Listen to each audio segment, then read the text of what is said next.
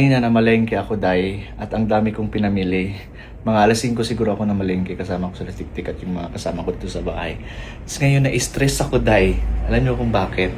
Ang dami ko kasing pinamili, as in ang dami ko talagang pinamiling karne, manok, at iba pang mga binili mga isda. So akala ko may ziplock pa kami. Oo.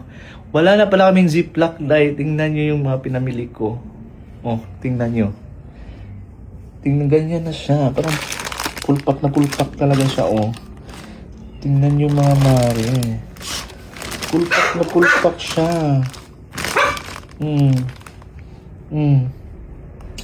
Meron pa dito. Ayan, oh, ang dami ko pang pinamili. So, yung mga isda nandun na sa ref, nilagay ko na. Alam mo bakit? Hindi ko alam na wala na pala kaming ziplock. Tapos anong oras na? Alas 11 na ng gabi, wala na akong mabilhan, Day. Na-stress yung matres ko. Dami kong pinamili. So ngayon, inutusan ko na lang yung ano ko, yung kasama namin sa bahay. Umuwi kasi dun sa Antipolo kasi kinita yung mama nila, namimiss daw yung mama nila. So pinauwi ko muna. So, nagpautos na lang ako na kung pag-uwi nila, magbili sila ng ano, ng tawag dito, ziplock. Diyos mio, Marimar. Tingnan nyo naman yan, umaapaw, masasarap pa ba yan? Tapos itong mga ganito ko kasi, wala nang mga takip. Ewan ko kung nasaan yung mga takip. Ayan, oh. Oo, yan sana, ang dami ko sanang ganito, kaso wala nang mga takip. Hindi naman pwedeng hindi natin takpan yan, Day. Masisira yan for today's video. Ginigigil yung matres ko, aray ko, ano ba to? So, ayan, ito yung mga nabili ko, Day. Ayan. Pulpak na pulpak. So gusto ko kasi mga 3 ganito yung manok. 3 plastic para pag kuha ko sa rep, isahan na lang siya. Isahang pagluto na lang. Hindi ako kukuha tapos papalamig to lahat, defrost to lahat. Masisira kasi yung manok na yun eh. Gusto ko isang ganito, yung isang lutuan. So mga 3 pang ganito ang kailangan ko para hatiin to, Day. Kaloka. Ito pa. Manok pa to. Oh, manok pa. Ayan, daming manok. Kasi 3 pirasong malalaking manok ang binili ko, buong manok. Tapos bumili din ako ng Adidas. Ayan, gusto ko 2 ganito to para 2 lutuan. Isang kuha lang sa ref ba. Yung gusto ko. Tapos bumili din ako ng baboy. Ayan, baboy. Tapos another baboy. Dami, diba? Another pork chop. Ayan, bumili ako ng pork chop. Itong pork chop, siguro mga 2 din ganito kasi 10 to eh. Tapos, ito pa. Na-stress ako ito dahil liempo. Bumili ako ng liempo. Ewan ko ba't bumili ako ng liempo. Iba na yung amoy niya, Day. Kailangan ma-ref na to. Tapos ito pa, oh. Mga mare, oh. I-rip ko na muna talaga. Tapos pagdating na lang nila ako i-arrange ko na lang talaga to ulit pagdating nila. Hati-hatiin ko na lang. Yan, nandito na yung ano namin. Dito na yung isda namin. Ang dami kong biniling isda, oh. Full pack isda. Another fish. Dami. Pang 1 buwan ito namin, Day.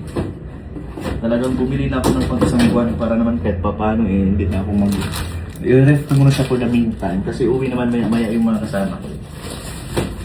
Kailangan siyang ma-ref kasi kumahaon siya. Naging busy kasi ako din. Ang dami nito, oh.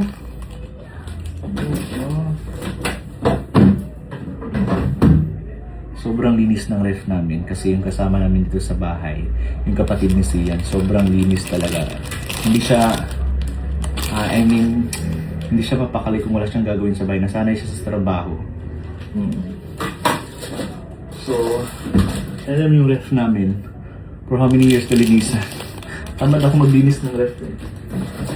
So, nandito pala yung kapatid ni Sian kasi ipapasok ni Mr. sa trabaho.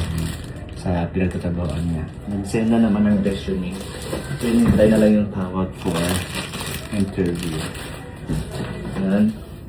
Dito ko muna ilalagay for the meantime.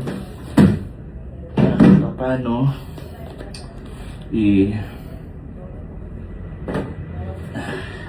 Hindi siya babaho pa.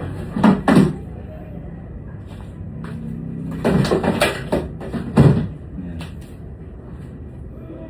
Nalagay ko na siya. At yung pagkain ng aso namin, nalagay ko na lang dito.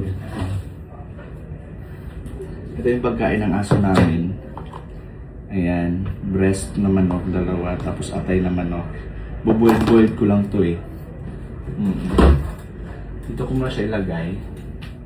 Kasi ilalagay ko yan sa ano, ziplock mamaya. Tapos ito, piprituhin ko kasi ulamin namin. Ay, hindi pa ako tapos na. Ang dami pang gulay doon. Kailangan ko pang linisin yung mga gulay na yun, nakakaloka. So ito yung mga binili kong gulay, mga mare. Siguro naka 10k yata ako doon. Hindi ko naman alam. Hindi ko alam kung magkano nagastos ko yan. Ang dami kong talong na binili. Tapos ampalaya. Tapos bumili din ako ng alamang. Lulutuin ko to kasi paborito ko talaga to eh. Pag walang ulam dahil walang luto, sold na ako dyan. Alamang. Sobrang sarap niya sa kanin. Ewan ko ba. Tapos dalawang kalabasa. Ayan. Tapos bumili din ako ng broccoli ba to? O cauliflower. Broccoli ba to? Basta yan, dalawa. Tapos munggo. Di ba wala ang munggo. Tapos ito. Carrots at saka sayote. Eh, mura namang sibuyas ngayon. Alam niyo ba, 80 pesos lang ito lahat. Ito na bawang at sibuyas. 80 pesos nabili na. Sumura siya in fairness. Si Tik-Tik bumili ng mais. Ayan. Yan. Pero wala na si Tik-Tik dito dahil kasi umuwi na ng probinsya nila. Flight niya ngayon. So, ako na magluluto niyan. So, ngayon gagawin ko, lalagay ko to sa ref.